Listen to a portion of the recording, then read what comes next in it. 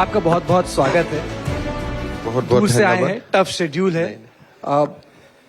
यहाँ जो लोग हेमंत बिस्व शर्मा को बाहर से जानते हैं, जो लोग कवर करते हैं उनको हेमंतो दा बोलते हैं, जो लोग इनके साथ हैं उनको दादा बोलते हैं, तो जिन्होंने बीट कवर की है वो हेमंतो दा बोलते हैं। तो हेमंतो दा, सेशन की शुरुआत में एक शब्द से करता हूँ, खिलौंजिया। ये आपकी कैंपेन थी 2016 की। आपने सोचा था ना उस वक्त कोई इस तरह के स्लोगन का इस्तेमाल हुआ था 2014 में जो हो रहा था, पर खिलौंजिया सरकार आई थी और वो बेटन आज आपके पास है। तो मैं जानना चाहता हूं कि ये खिलौंजिया सरकार आपके उस वादे पे कितनी खरी उतरी है। मैं इतना ही बोलूंगा कि 2016 में बीजेपी का सरकार आया असम में, 2014 मोदी जी का सरकार आए। आज Assam is a much better place to live. अभी आप जो वर्ड बोल रहे हैं खिलौंजिया, इसका इंग्लिश वर्ड है इंडिजेनस। आज हमारे लोगों का असम का ऊपर पूरा दबदबाव है। यानी आप ये कह रहे हैं कि जो आपने वादे किए थे इमिग्रेशन को, डिपोटेशन को, आइडेंटिफिकेशन को, उस पे आपकी सरकार खरी। देखिए, ये जो इश्यूज है, आप अगर नंबर्स से बात करता है, ये बहुत ही टफ जॉब है। इसलिए असम में अगर आप नंबर्स का काउंट करते हैं, it can go to lakhs, it can go to crores. But मैं इतना ही बोल सकता हूं कि टुडे इन असम हमारे जो लोग हैं, जिसको आप भारतीय बोलेगा, जिसको आप असमिया बोलेगा, जिसको आप खिलंजिया बोलते हैं, दे हैव रिकैप्चर्ड एवरीथिंग। जो भी हमारे हाथ से चले गए थे, today we have reclaim everything. जमीन से लेकर, पॉलिटिकल स्पेस से लेकर, सरकारी नौकरी से लेकर, जो भी स्पेस हमारा हाथ से निकल गया था, हमने सारे कुछ रिक्लेम कर लिया हूं। हेमंतो दा, आजकल आपको हिंदू हृदय सम्राट बोला जाता है, कैसा लगता है? नहीं, देखिए, सम्राट तो नहीं है, लेकिन हिंदू बोलने से गर्व होते हैं। लेकिन उसका उलट ये है कि अगर आप हिंदू हृदय सम्राट बने तो उसके लिए क्या मुस्लिम विरोधी चेहरा होना जरूरी है? और ये सिर्फ मैं असम में बात नहीं कर रही, आप झारखंड गए, वहां के आप सरप्रभारी थे। मैं पद्मजा जी, मैं आपको एक बात बताना चाहता हूं। हिंदू वर्ड का जो मीनिंग है, आप उनको थोड़ा पॉजिटिवली सोचिए। ये देश में हिंदू है, इसीलिए ही ये देश में मुसलमान है। पाकिस्तान में मुसलमान थे, आज पाकिस्तान में हिंदू नहीं है। ये देश में हिंदू है, इसीलिए ये देश में मुसलमान और क्रिश्चियन है। यही हिंदू का परिभाषा है और उसी के लेके मैं गर्व भी महसूस करता हूं। लेकिन जब आप प्रचार पर निकलते हैं, जब आप राजनीति करते हैं, अपने स्टेट में आपने कहा है कि ठीक है, इलीगल मदरसाज मैं बंद करना चाहता हूं, मैं चाहता हूं मदरसा में मॉडर्न एजुकेशन हो। झारखंड में जब आप चुनाव प्रचार पे गए तो आपने कहा कि भाई यहाँ के कुछ लोग आधा इधर वोट करते हैं, आधा उधर वोट करते हैं। असम से तो झारखंड का हालत और खराब है। थोड़ा समय लगेगा, लेकिन जो असम में हम लोग जो भाषा बोलता हूं, उसको डबल करके वेस्ट बंगाल में बोलना चाहिए, उसको ट्रिपल करके झारखंड में बोलना चाहिए। कोई कम नहीं होना चाहिए। कि इसलिए पूरा eastern India, north east India में हमारा समस्या है।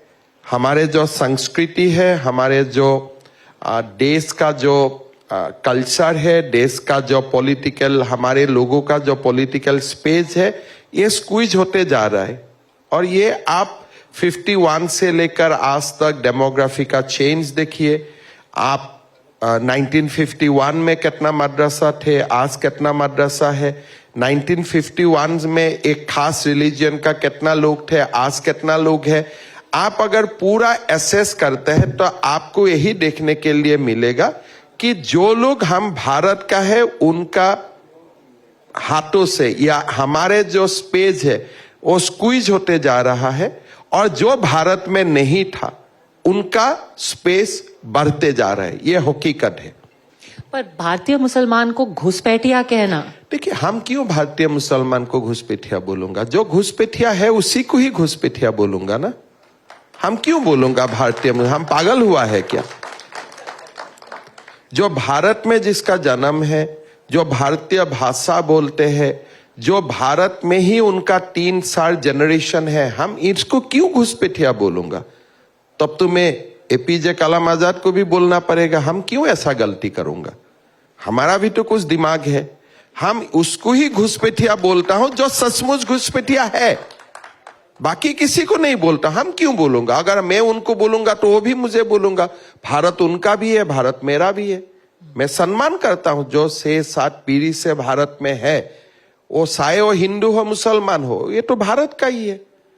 लेकिन घुसपैठिया सबका आप थोड़ा सा, सुप्रीम कोर्ट में भी कोई परिभाषा दिया है, और that word is real. Those who came after 1951, इसको ही हम घुसपैठिया बोलता हूं। बड़ी सीधा बात है। पर इसको लेकर के थोड़ा सा आपका विचारधारा बदली है। बहुत वक्त तक आप बदरुद्दीन अजमल को भी कहते थे कि वो तो है घुसपैठिया। आप उनसे बात करो ना 2-3 मिनट, आपको ही लग जाएगा वो भी कहां से आए हैं, कैसे आए हैं।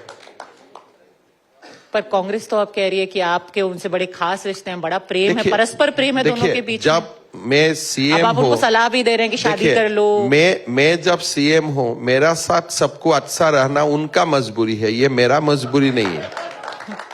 चलिए, तो कांग्रेस का लोग भी मेरा साथ असम में अच्छा रहते हैं, यूडीएफ का लोग भी अच्छा रहता है, वो उनका मजबूरी है, मेरा मजबूरी नहीं है। मैं उनका घर नहीं जाता हूं, वो मेरा घर में आते हैं। मैं आपका हेमंत, आपका मैं ध्यान एक दूसरे मसले पर आकर्षित करना चाहता हूं। इजाजत चाहिए। आप पॉइंट पर्सन है भारतीय जनता पार्टी के नॉर्थ ईस्ट में, कई सारी सरकारें बनी, आपकी भूमिका अहम थी, चाहे अकॉर्ड्स थे, बॉर्डर वाले इश्यूज थे, पॉलिटिकल सेटलमेंट थे। आपके कार्यकाल में अल्फा का भी, जिसे कह सकते हैं, प्रेजेंस आपने काफी कम कर दिया, एक तरह से खत्म किया। पर आज उत्तर पूर्व में मणिपुर की समस्या इतनी क्यों बढ़ी और 2 साल तक प्रशासनिक रूप से चलती क्यों चली गई? देखिए, मणिपुर का जो समस्या है वो 2 साल से नहीं, ये देश का स्वाधीनता का समय से ही है। 3 कम्युनिटी मणिपुर में एक साथ रहते हैं, उनका अपने आप में जितना ट्रस्ट एंड कॉन्फिडेंस बिल्ड होना चाहिए था, ओवर द इयर्स नहीं हुए। कुछ लोग म्यांमार से भी आते हैं, उसी के लिए भी लोग नाराज है। This is a very complex issue और उसका कोई शॉर्टकट फॉर्मूला नहीं है। यू हैव टू, ये जो कांग्रेस बोलते हैं कि मणिपुर का हंगामा 2 साल से हुए, उनका खुद का सरकार का बारे में उनका खुद मालूम नहीं है। आज जो आप देख रहे थे या देख रहा है, ऐसा 6-7 एपिसोड पहले भी हो चुका है। एवरी 5 years 6 years मणिपुर में ये रिपीट होते हैं। आज सोशल मीडिया ज्यादा है, आज टीवी ज्यादा है, इसीलिए इसका पब्लिसिटी हुआ है। लेकिन 2000-3000 लोग एक ही हादसा में पहले से भी मर चुका है। So it is a collective failure है। आप भारत सरकार को बोलो, मणिपुर सरकार को बोलो, पीपल ऑफ नॉर्थ ईस्ट को बोले कि जो 3 जातियां वहां में रहते हैं, नागा, कुकी एंड मेइतेइज, उनका बीच में जो ट्रस्ट एंड कॉन्फिडेंस होना चाहिए वो बिल्डअप नहीं हुआ है। उनका बहुत सारे रीजन है। मेइतेई लोग वहां रहते हैं, they are not scheduled tribe, Kukis are scheduled tribe. Kukis can purchase land in Imphal, but the Meitei cannot purchase land in Kuki area. So there are many things. So which need a different kind of approach. और मेरा लगता है अभी जो भारत सरकार कर रहा है, फाइनली इसको रिजॉल्व करने का कर रहा है। You give government of India some more time. ये 75 years का बीमार है, लेकिन धीरे धीरे म्यांमार का फेंसिंग का बाद हो रहा है। लुटिनू कम्युनिटी को एक अपना जो अधिकार है, अधिकार वहां पास करने का बाद है। Lot of back channel discussion is going on and मेरा लगता है कि अल्टीमेटली जो मणिपुर उभर के आएगा, दैट विल बी स्ट्रांग और बहुत शक्तिशाली मणिपुर उभर के आएगा। लोगों ने ये अप्रोच नहीं किया था, लोगों ने एड्रेस नहीं किया है। अभी गृह मंत्री जी ने इसको एड्रेस करने का कोशिश कर रहे।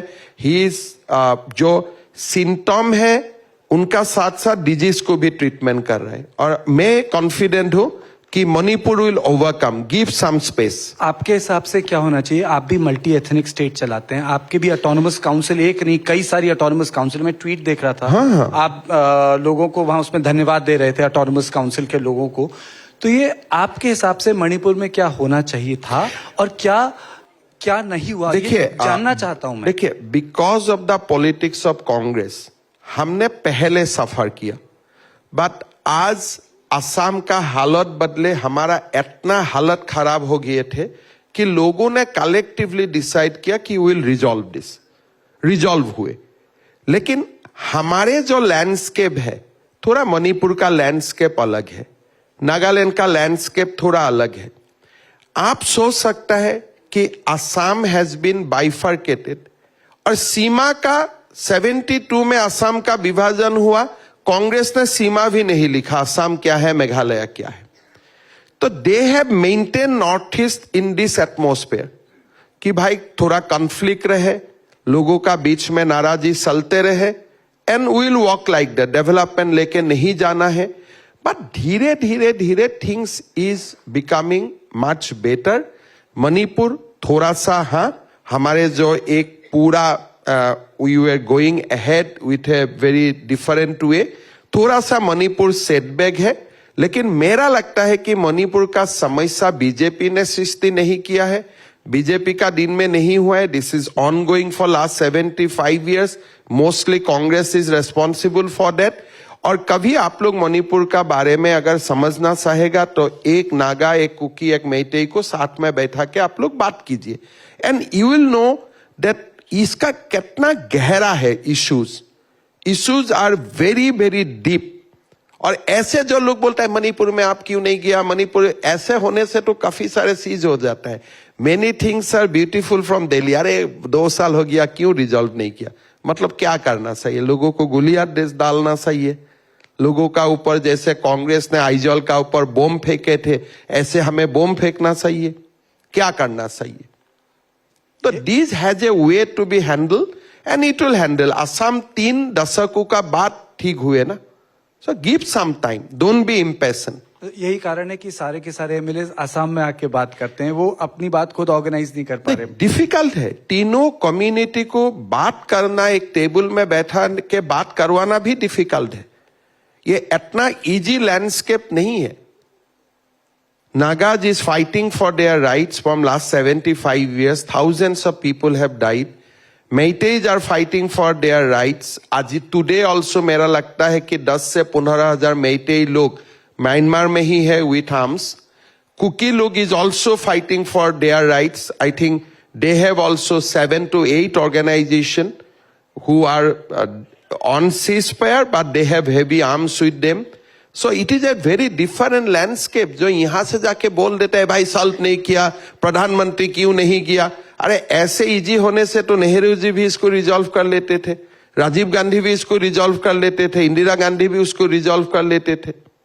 आप एक सवाल बस, आपको लगता है जो बीरेन्द्र सिंह कहते थे ड्रग्स इज अ इशू, बहुत बड़ा इशू है? Drugs is a issue, but drugs is not only issue, there are many other issues. मैं आपको जैसे बोला कि there is a issue of with the hills autonomy, there is a issue of decreasing space for the people of the plains, there is a issue of infiltration from Myanmar, there is a issue of demanding more autonomy by the Kuki कि हमें separate administration दो।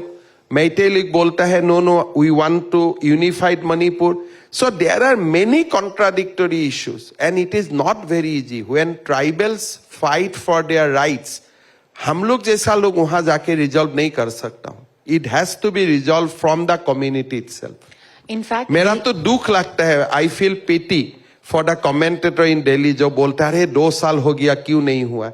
अरे भैया ये 2 साल का issue नहीं है, this issue is there for last 75 years। कभी गूगल करके देख लीजिए। Assam is going to enter into election mode very quickly.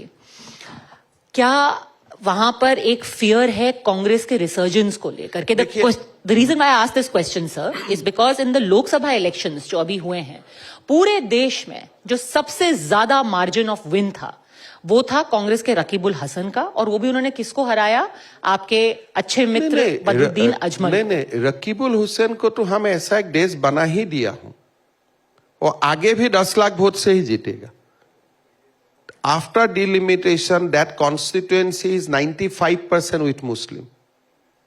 तो जो भी मुस्लिम नेता को लड़ना है उधर ही जाना चाहिए. वहां मैं सुना हमने ऐसा ही उसको बना दिया हूं. लेकिन असम ही ऐसा प्रदेश है out of 126 BJP lead 97 seat in parliamentary constituency. हम 14 में 11 सीट जीते, और असम में विथ 40% मुस्लिम, जो असम का टोटल लैंडस्केप है 40% मुस्लिम है, और 40% मुस्लिम होने का बावजूद बीजेपी 11 लोकसभा सीट जीतते हैं, और हमारा असेंबली का जो लीड है out of 126 we led in 97 seats. इतना भव्य विजय देश में कहीं नहीं हुआ है विथ 40% मुस्लिम पॉपुलेशन. तो यही कभी आप लोग चर्चा नहीं करते हैं. ये तो आपको सीखना चाहिए, समझना चाहिए. भाई एक प्रदेश में 40% मुसलमान होते हैं, फिर भी बीजेपी को 11 लोकसभा आउट ऑफ 14 कैसे मिलता है, और 126 सीट है. मेरा तो लगता है असेंबली में हम लोग सेंचुरी भी मार के आ जाएगा. आपके सवाल का जवाब प्रियंका गांधी ने दिया था जब वो लोकसभा में ढुबरी कैंपेन करने गई थी कि ये हिमांता बिस्वा शर्मा और बदरुद्दीन अजमल एक फिक्स्ड मैच खेलते हैं, मुस्लिम वोट डिवाइड करते हैं. अब नहीं होगा मुस्लिम वोट मेरा डिवाइड. कोई इंटरेस्ट ही नहीं है. मैं तो मुसलमान लोग को बोलता हूं भाई जिसको चाहे उधर ही वोट डाल दो. मेरा कोई इंटरेस्ट नहीं है. मेरा इंटरेस्ट है मदरसा बंद करने में, डॉक्टर बनाने में, इंजीनियर बनाने में. मेरा इंटरेस्ट है मुसलमान को रास्ता देना, स्कूल देना. वोट कहां देता है मैं खबर ही नहीं लेता हूं. पर एक अभी भी मैं सुबह सुबह से आज कैंपेन करके आया. एक ऑटोनोमस काउंसिल का इलेक्शन है. मैं एक ही बात बोला कि भाई आप लोग आराम से रहो, शांति से रहो. बीजेपी को वोट देने के लिए आप सोच भी मत लो. वो देना है तो देना, नहीं देना है तो नहीं देना, ये आपका बात है. लेकिन जो प्रियंका गांधी बोल रहे हैं, बदरुद्दीन रकीबुल, ये सब तो नाम भी मैं याद नहीं करता हूं चुनाव का समय, इसलिए मेरा आंख उधर जाते ही नहीं. मेरा आंख अलग जगह में रहते हैं, एंड मैं उसी से ही हम लोग जीत के आएगा. आप चिंता मत करो. पर फिर तो यही इसको वही स्ट्रेंथन करता है ना इंप्रेशन को कि एक चीफ मिनिस्टर कह रहे हैं मुझे मुसलमानों का वोट नहीं चाहिए. ये तो बात नहीं बोला. मैं बोला भाई मैं फोर्स नहीं करूंगा वोट देने के लिए. इसका तो आप नहीं, तो मैं गलत बोलने से तो सुप्रीम कोर्ट मुझे नोटिस भी दे देते थे. मैं बोलता हूं मेरा इंटरेस्ट नहीं है. आपको जहां चाहे आप वोट डालो, मैं आपको कोई फोर्स नहीं करूंगा. मैं दुविधा में नहीं डालूंगा कि मोदी जी को वोट दो, हिमंता बिस्वा शर्मा को वोट दो. जहां इच्छा उधारी डाल दो आप. मैं आपको दुविधा में नहीं फंसाना चाहता हूं. इसलिए कोई सारे लोग मुझको बहुत प्यार करते हैं, लेकिन फिर उसको वोट भी बीजेपी को नहीं देना है. तो इसलिए मैं बोलता हूं मां दुविधा में मत पड़ो, जहां चाहे वोट डाल दो. उसके लिए आपका और मेरा संपर्क खराब नहीं होगा. और बाय दी बाय मैं बोलता हूं कांग्रेस का कोई नेता से मुसलमान इलाका में मैं मीटिंग करने से क्राउड मेरा मीटिंग में ज्यादा आते हैं. ये सवाल आप भी तो असम जाके देखा ही है. मैं तो मुसलमान में भी मुझको लोग इतना प्यार करते हैं. मैं जहां भी जाऊं मुसलमान महिला तो ऐसे नॉर्मली बहुत कंजर्वेटिव रहता है, लेकिन मुझको देखने से मुझको बेटा जैसा पकड़ पकड़ के सुमा खाते हैं. इसलिए मुझको बेटा मानते हैं वो लोग. मैं सब कर देता हूं, लेकिन ये मैं बोलता हूं भाई वोट के लिए दुविधा में मत पड़ो. इसलिए कोई महिला हमें वोट देना चाहते हैं, फिर वोट का बाद, इलेक्शन का बाद कोई पुरुष उनको क्यों वोट डाला बीजेपी को बोल के घर में मारपीट भी हो जाता है. महिला बीजेपी को देता है, हस्बैंड कांग्रेस को देता है, इसीलिए घर में लड़ाई हो जाता है. तो इसीलिए मैं ही खुद बोलता हूं भाई कष्ट में मत पड़ो, जिसको चाहे वोट डालो. मुझको तो सुनाओ, ऐसे भी जीतना है, मैं जीत के आऊंगा. ये सवाल मैंने इसलिए भी पूछा था क्योंकि अभी 1 महीना पहले आपने एक एसआईटी गठित की. ये अक्सर इल्जाम लगाया जाता है कि एक अल्टीमेट, पहले तो ये सारा मदरसा, ईद, नमाज, ये सब होता है. जब सब एग्जॉस्ट हो जाता है तो एक ब्रह्मास्त्र निकलता है बीजेपी के तरकश से, पाकिस्तान. और अब एक गौरव गोगोई को लेकर के आपने एक एसआईटी बिठा दी है कि भाई पाकिस्तान कनेक्शन है उनकी वाइफ एलिजाबेथ कोलबर्न गोगोई का। देखिए 12 साल पहले काम किया मैं उन्होंने। इतना ही बोलता हूं, पाकिस्तान का साथ अगर किसी का 50 साल का संबंध भी है वो भी सामने आना चाहिए, because Pakistan is enemy country to us. उसमें तो कोई डिवीजन नहीं है। पाकिस्तान हमारे दुश्मन है, सीधा सीधा भाषा में दुश्मन है। तो अगर पाकिस्तान का साथ मेरा कनेक्शन है तो उसको टेबल का सामने तो आना चाहिए। तो उसमें मैंने क्या गलत किया? अगर नहीं है तो नहीं है, अगर है तो जनता का सामने लाना मेरा कर्तव्य बनता है। क्योंकि वो कह रहे हैं ये नर्वसनेस दिखाता है, कांग्रेस से देखिए, नर्वस है। पाकिस्तान का खिलाफ अगर मोदी जी कुछ करना चाहते हैं वो नर्वसनेस बोलते हैं क्या? उसको तो देश प्रेम बोलते हैं ना। अगर मैं पाकिस्तान को टाइट करना चाहता हूं तो लोग तो अगर इंडिया में जो लोग पाकिस्तान का सुपारी लेके बैठा हुआ है, अगर इसको मैं टाइट करना चाहता हूं तो आप तो मुझको बोलना चाहिए कि आपने बहुत अच्छा किया। अगर मैं गलत बात बोलता हूं which is not in existence, which is not factually correct, then आप मुझको बोल सकते हैं भाई you are doing political mischief. इसलिए मैं किसी का नाम नहीं लिया हूं, लेकिन आप ही पूछिए कि whether you have gone to Pakistan, whether you are living in India with a salary from Pakistan, आप ही पूछिए ना।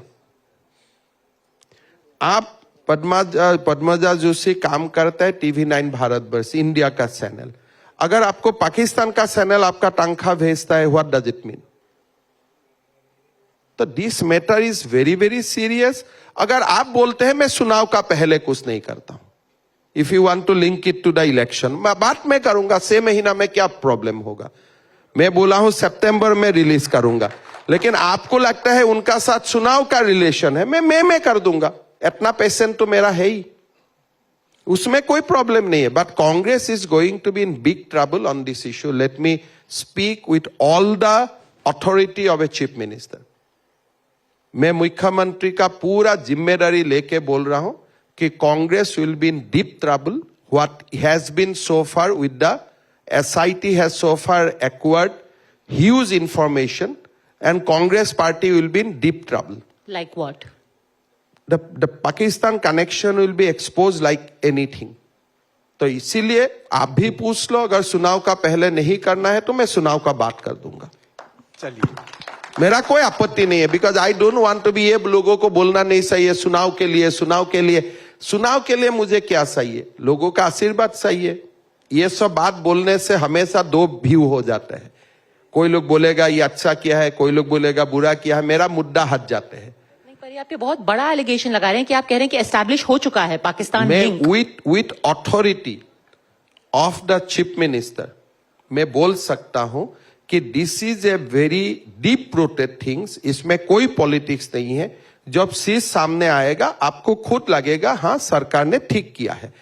ये अभी बोल सकता है 12 साल पुराना है, अगर 50 साल पहले मैं पाकिस्तान का साथ संपर्क में हूं, दैट मीन्स आज भी हूं, काट कैसे हो जाएगा? तो this is a big things. बाकी मैं खारगे जी को भी पत्र लिखूंगा कि चुनाव का पहले ही इसको लाना चाहिए कि चुनाव का बाद लाना चाहिए। And that I am sure Kharge is also an analyst, and उस विषय में हमारा कोई डिफरेंस हो ही नहीं सकता है। मैं ऑलरेडी असम में बोल चुका हूं कि once SIT complete the reports, I'll share that with Mallikarjun Kharge first and then with the people. And I want to act very fairly. उसमें हमारा कोई आपत्ति नहीं है। हेमंतो दा, अभी ये स्थानीय सवाल है, ये बिहार दिवस को लेके क्यों ये विवाद हुआ था? देखिए, बिहार दिवस के लिए असम में थोड़ा तो विवाद हुए हैं। किस लिए? असम में एक सोवेनिस्ट एलिमेंट है जिसका पूरा कारण अल्फा का मूवमेंट हुए, और अल्फा खुद जो असमीज नहीं है उनका खिलाफ वो लोग स्टेटमेंट देते रहते हैं। बट हमारा असम का न्यूज़पेपर में इसका कोई कवरेज नहीं हुआ, because people are accustomed to that, people has ignored, and people celebrated Bihar Diwas in Guwahati nicely, because Bihar also celebrate Assam Diwas today. यही एक भारत श्रेष्ठ भारत है। लेकिन दिल्ली से मुझको कोई पूछा गया, असम में विवाद हुए थे लेकिन हमने संभाल लिया, बिकॉज हमारा ये मानना है कि असम का भविष्य भारत का साथी है, we cannot be two separate entity. और उस चिंता में हम लोग पूरा स्पष्ट है, हमारा माइंड में कोई डाउट नहीं। अच्छा, एक अनुमति मांगूंगा नाजुक सवाल पूछने की। कोई क्या सवाल में नाजुक क्या होता है, पूछिए। सवाल क्या नाजुक भी होते हैं। पूछे पद बजा, पूछिए ना। क्या पत्रकारों को आपसे डरना चाहिए? पत्रकार को डरना चाहिए, अगर सबको डरना चाहिए, पब्लिक को तो डरना चाहिए, सीएम को डरना नहीं चाहिए, पब्लिक को पत्रकार को डरना चाहिए। नहीं, पर आपसे डरना चाहिए। अरे मैं कौन हूं यार, मैं तो आज हूं कल नहीं हूं, मैं क्या हूं? मैं तो व्यक्ति हूं और 20 साल 30 साल जिंदा रहूंगा फिर मर जाऊंगा। ये तो हम लोग क्या है, हम लोग खुद अपने आप को सोचता हूं कि we are a big institution. मर जाने का 2 दिन का बाद, शोक सभा का बाद कौन खबर करता है आपको? तो इसीलिए हम लोग से कोई डरना नहीं चाहिए, भगवान से डरना चाहिए, पब्लिक से डरना चाहिए। तो चलिए फिर उसे परिप्रेक्ष्य में बता दीजिए। आपने जो आपका जो एक स्टेटमेंट आया था कि he is not a journalist, he is a. देखिए असम में क्या है, हमारा जो मेन स्ट्रीम जर्नलिस्ट है, ये लोग गवर्नमेंट का ऊपर दबाव बना के रखा है कि पोर्टल का जर्नलिस्ट को आप जर्नलिस्ट ना घोषित किए। तो मैंने इतना ही बोला था कि भाई आप जर्नलिस्ट है या नहीं है, that you resolve with in you, हमको उसमें मत लाइए। हमारा जो लीगेसी मीडिया है और टेलीविजन है, ये लोग सरकार को ज्ञापन देके रखा है कि पोर्टल का कोई रजिस्ट्रेशन नहीं है, रेगुलेटरी अथॉरिटीज नहीं है, तो इसीलिए पोर्टल को जर्नलिस्ट नहीं माना जाना चाहिए। तो मैंने बोला भाई सेटल बिटवीन यू, अगर आप लोगों का बीच में जो भी निर्णय होगा सरकार will agree to it, because this is mostly आपका इश्यू है, वो मेरा इश्यू नहीं है। तो रजिस्टर्ड पॉलिटिकल पार्टी का लीडर्स को भी हम पॉलिटिशियन मानता हूं, नॉन रजिस्टर्ड पार्टी को भी पॉलिटिशियन मानता हूं। सब पॉलिटिशियन का बीच में तो कॉन्सेंसस है, कौन पॉलिटिक्स है कौन पॉलिटिशियन नहीं है। लेकिन असम में जर्नलिस्ट कम्युनिटी में वो कॉन्सेंसस नहीं है।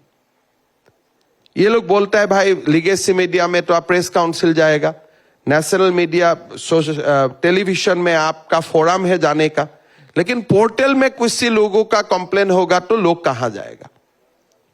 तो इसीलिए it is a matter between them, हमारा उसमें कोई नहीं। पर सर वहाँ लार्जर इशू ये नहीं है कि वो पत्रकार जो है बैंक में करप्शन को लेकर के सवाल ये पूछ आपका रहा था। गलत है, वो बैंक में करप्शन लेके नहीं गए थे। यूट्यूबर उनका खुद का जेसीबी है, उसका खून का डंपर है, उसका बड़ा भाई लैंड का ब्रोकरी करते हैं, तो इसका बहुत बड़ा स्टोरीज है। तो ये जो लोग दिल्ली में आके स्टोरी बनता है, मैं वो सब में कन्फर्म नहीं करना चाहता हूं, बिकॉज छोटे इशू होते रहता है। लेकिन एक पत्रकार का डेफिनेशन क्या है आप लोग खुद ही तैयार कीजिए। ए जर्नलिस्ट, जहां तक राइटिंग का इशू है हम आपको कुछ नहीं करूंगा, लेकिन in your private life if you run a hotel and वहां में कुछ प्रॉब्लम होते हैं, then can you ask for the journalistic cover for that. तो बैंक में वो लोन लेने के लिए गया था, एमडी को दबाव बना रहा था कि हमें पैसा देना चाहिए। एमडी ने हमें कंप्लेन किया है, nothing, he has not gone there to cover any news. उनका पहले भी न्यूज नहीं था, आगे भी न्यूज नहीं है। और मैं बोलता अरे बैंक का खिलाफ क्यों लिखते हो, मेरा खिलाफ लिखो ना, आपको तो कोई अरेस्ट नहीं करेगा। क्योंकि इसमें लार्जर नैरेटिव जो है वो ये है कि असम से लेकर के, गुजरात से लेकर के, कश्मीर से लेकर कन्याकुमारी तक अब बीजेपी को लग रहा है कि जहां जहां हमारी सरकार है वहां पर हम फ्री फॉर ऑल है, कोई बोलेगा। अभी आपको तो मैं इनवाइट करता हूं, आइए पूरा मेरा खिलाफ असम में लिखिए, आपको कोई कुछ अरेस्ट नहीं करेगा और आपको मैं स्टेट गेस्ट भी डिक्लेयर कर दूंगा। डेली मेरा खिलाफ लिखते हैं, ये तो बहुत ही किसलिए? ये तो बहुत टिपिकल असम में देखिए, there is a hostile group to us. मैं आपको अभी बोला था असम का डेमोग्राफिक जो डिवीजन है, वो डेमोग्राफी से डॉक्टर्स भी है, इंजीनियर भी है, प्रोफेसर भी है, इंटेलेक्चुअल भी है, राइटर्स भी है, और मेरा खिलाफ पन्ना भरा के रखता है वो लोग। लेकिन मैंने किसी को कुछ नहीं किया हूं और करना नहीं चाहिए। I don't have authority to do anything. मैं मानता मैं बहुत डेमोक्रेट हूं, उसमें कोई इश्यू नहीं है। बाकी स्टेट में कुछ हो रहा है, I don't know, I am not aware of that.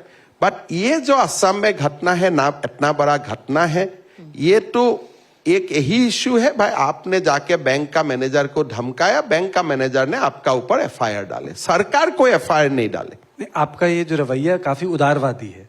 आपको नहीं लगता बाकी मुख्यमंत्रियों को भी आपका जैसा उदारवादी रवैया अपनाना चाहिए? अगर भारतीय जनता पार्टी उदारवादी नहीं होते हैं तो दिल्ली में बैठ के जो दिन रात मोदी जी को गाली देते हैं वो लोग कैसे भारत में चलते रहते थे? कितना कितना बड़ा पत्रकार नाम लेने से आपको अच्छा नहीं लगेगा। वो तो मोदी जी को सुबह से शाम इतना भी बोलते हैं कि मोदी जी का मतलब जितना खराब हो सकता है सुबह के शाम तो वो भी बोलते हैं, लेकिन सब तो मोटा ही हो गया है, कोई तो पतला तो नहीं हुआ है मोदी जी का समय। मैं अभी नाम लेने से आप बोलेगा मेरा कॉलीग का नाम मत लीजिए, लेकिन आपका एक एक कॉलीग का मैं नाम ले सकता हूं जो दिन रात मोदी जी का नाम दिन रात गाली देते हैं। Last 10 years I have observe वो लोग तो मोटा ही हो चुका है, कोई तो कम तो पतला तो नहीं हुआ है। ये तो एक गलत बात हो रहा है। कांग्रेस का समय जर्नलिस्ट कम्युनिटी का ऊपर जो फ्रंटल अटैक था, बीजेपी कुछ भी नहीं करते हैं। कौन सा जर्नलिस्ट को क्या किया बोलो, खाली लिखते हैं सोशल मीडिया में। मान लीजिए आपने कुछ लिखा है तो मैं आपका खिलाफ थोड़ा 1-2 शब्द लिखता हूं, बट बियॉन्ड दैट कौन सा बीजेपी का समय में कौन सा जर्नलिस्ट को आज तक फिजिकली मेंटली या अदरवाइज किसका ऊपर असल्ट हुआ है? आप बताइए। एक सवाल बनता है, हेमंत बिस्व शर्मा कौन है and how do we define his politics? उनकी पॉलिटिक्स क्या है, वो किस पे खड़ी हुई है? अभी जी। मेरा एक ही पॉलिटिक्स है भाई, असम का थोड़ा झंडा ऊपर है पूरा देश में। और कभी असम से सेंटर में भी स्टेप इन होगा? अभी असम का झंडा असम में ही ऊपर कर रहा हूं, बाकी तो मोदी जी देखेगा, मेरा क्यों टेंशन लेना है उसमें। जो बाद में आपको टेंशन नहीं लेना चाहिए उसमें टेंशन नहीं लेना चाहिए। इतना घर में टेंशन है, आप क्यों असम में है, आप क्यों ये सब में टेंशन लेते हो? ठीक है, बिल्कुल हम टेंशन नहीं ले रहे हैं, लेकिन सितंबर में आपने प्रॉमिस किया है कि आप एविडेंस के साथ एक बड़ा खुलासा करने वाले हैं। ये कोई मीडिया सेंसेशन में नहीं करना चाहता हूं, but again I am saying कि SIT has acquired very very important evidence. आप समझ सकता है कि भारत का संसद या भारत का चीफ मिनिस्टर का बेटा चुपचाप अटारी बॉर्डर से इस्लामाबाद जाते हैं, किसी को घनक भी नहीं पड़ते हैं, and he stayed there for 15 days। Airport में जाने से पकड़ जाऊंगा तो इसीलिए आई गो अटारी बॉर्डर से। वहां कौन आपको वेट करता है once you cross the border? I am just given you a hint and there are many more things to come. Bharat का ही संसद अगर खुद अप्लाई करके अपना बेटा का सिटीजनशिप भारतीय से अलग प्रदेश कर देते हैं, अलग देश कर देते हैं, व्हाट डज इट मीन?